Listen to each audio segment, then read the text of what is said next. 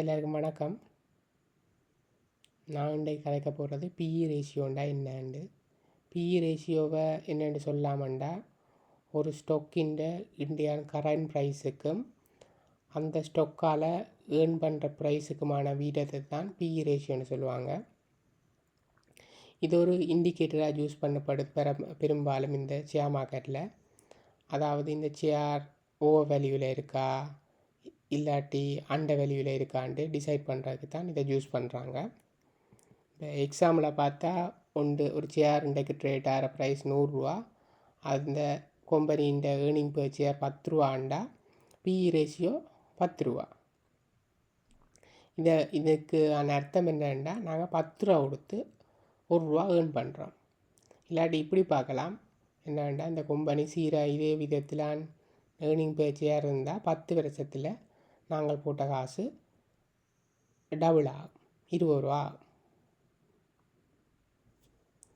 இதில் BE ratio வச்சுக்கொண்டு நான் சொன்னான் முதலே அண்டர் வேல்யூ ஓவர் வேல்யூன்னு பார்க்கலாமெண்டு. ஹை பிஇ ரேஷியோ இருந்தால் அந்த ஸ்டாக் ஓவர் வேல்யூவில் இருக்குது, இல்லாட்டி அந்த இன்வெஸ்டர்ஸ் எக்ஸ்பெக்ட் பண்ணினோம் என்ன வேண்டாம் இது கூடிக்கொண்டு போகும்.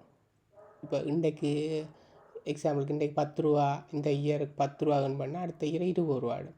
அப்போ அப்படி கூடிக்கொண்டு போகணும்னு எக்ஸ்பெக்ட் பண்ணின வேண்டாம். அதில் சில வேளை அது ஹை பிஇ ரேஷியோவாக இருக்கலாம், சில வேளை அது ஓவர் வேல்யூவாக இருக்கும். நாங்கள் எக்ஸ்பெக்ட் பண்ணுற விட கூடவான வேல்யூவிலையும் இருக்கலாம். லோ பிஇ ரேஷியோண்டா அது அண்டர் வேல்யூவில் இருக்கும், இல்லாட்டி அந்த கம்பெனி லொஸ்ட்டில் போகிற கம்பெனியாக இருக்கலாம், இல்லாட்டி இன்வெஸ்டர்ஸ் எக்ஸ்பெக்ட் பண்ணணும் இது இந்த க்ரோத் ஃப்யூச்சரில் குறைவாக தான் இருக்குமெண்டு. இப்போ ரியல் எக்ஸாம்பிளை பார்த்தோம்னா, நாங்கள் பிஇ ரேஷியோ செக்டருக்கு செக்டர் தான் செக் பண்ணணும். நாங்கள் பேங்கை கொண்டு போய் ஆட்டோமொபைல் இண்டஸ்ட்ரியோட செக் பண்ணலாது. நான் இதில் டேட்டா எடுத்திருக்கேன் சிஎஸ்சியிலேருந்து. அந்த செக்டர் வைஸ் எப்படி அவைண்ட பிஇ ரேஷியோ இருக்குது, இதில் பிஇஆர் ரெண்டு இருக்கிறதா அந்த பிஇ ரேஷியோ. அதை மாதிரி ஒவ்வொரு கம்பெனின்ற பிஇ ரேஷியோவும் இதில் எடுத்திருக்கிறேன். இப்போ நான் இதில் உங்களுக்கு எக்ஸாம்பிளாக சொல்லி காட்ட போகிறது கொமர்ஷியல் பேங்க் தான்.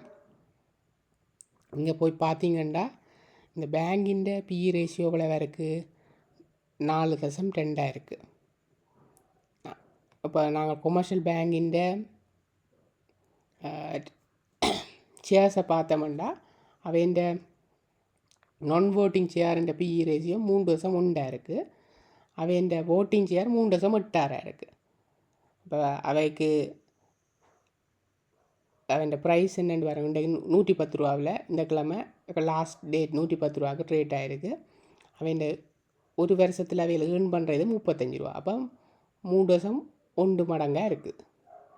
அப்போ நாங்கள் இப்போ யாரோட கொம்பையை பண்ணி பார்க்கலாம், HNBயோட கொம்பையை பண்ணி பார்க்கலாம், இல்லாட்டி சம்பத் பேங்கோட கொம்பையை பண்ணி பார்க்கலாம். ஏன்னா இவையெல்லாம் ஒரே இண்டஸ்ட்ரி.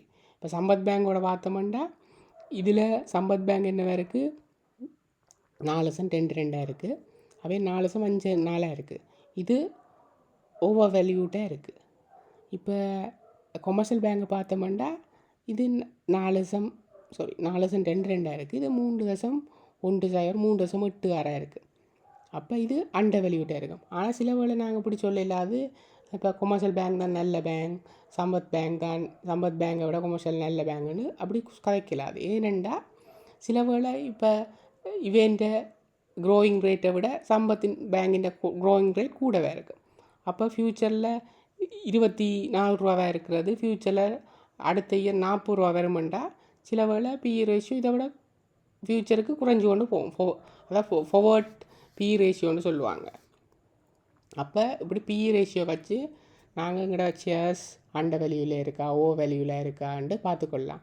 பிஇ ரேஷியோ மட்டும் கொண்டு நாங்கள் இதை இண்டிகேட்டராக யூஸ் பண்ணலாது. அதே இந்த டிவிடன் தார வீதத்தை பற்றி வச்சு செய்யலாம். அப்படி ஒவ்வொரு இண்டிகேட்டரை யூஸ் பண்ணோம். அதில் ஒரு இண்டிகேட்டர் அந்த பிஇ ரேஷியோ.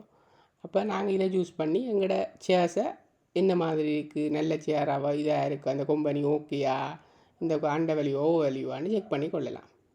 ஓகே, நன்றி.